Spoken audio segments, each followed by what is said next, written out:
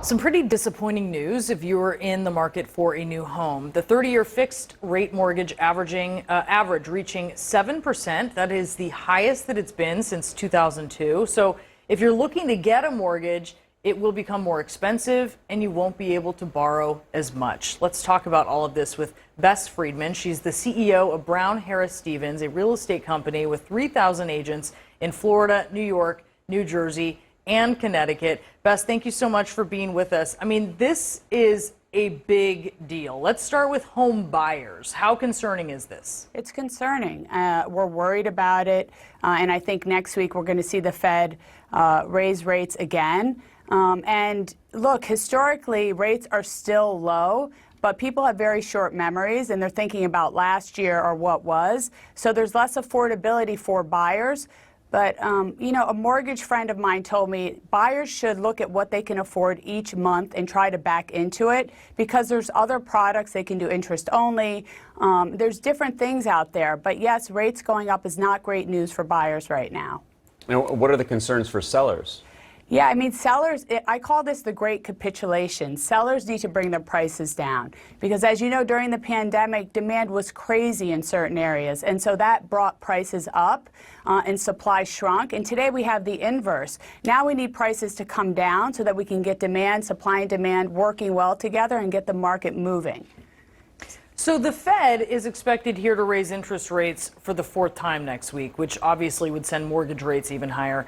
How much more challenging is that going to make the housing market? It makes it, I mean, Brianna, it makes it much more challenging. There's a lot of ambiguity in the market. We're seeing, you know, inflation needs to come down, and we're hoping that rates going up will help bring inflation down. But this creates a little bit of fear and concern, and, you know, markets react to that. And so this is not good news for housing, but this is kind of what place we're in right now. It's a shifting landscape, and last year was a great market. This year, you know, we're trying to reconcile all of that. So what advice are you giving, Bess, to people who are out there, buyers who are out there on the market looking to buy another home? Yeah, I'm telling them they can really negotiate right now. They are in the driver's seat. It is a buyer's market. We're in a bear market, and I think they can negotiate really well.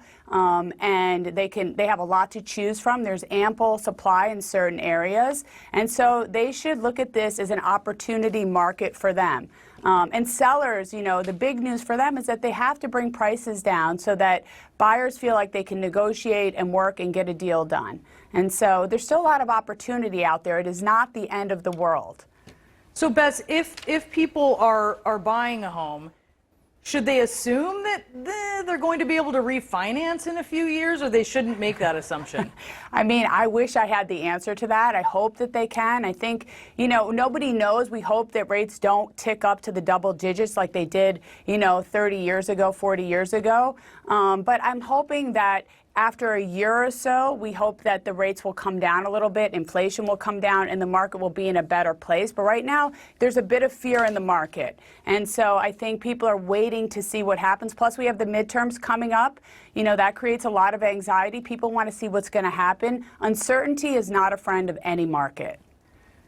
Bess, it is great to have you. Thank you so much for being with us. We do appreciate it. Thanks, Brianna. Have a good weekend, guys. So ahead, Brazil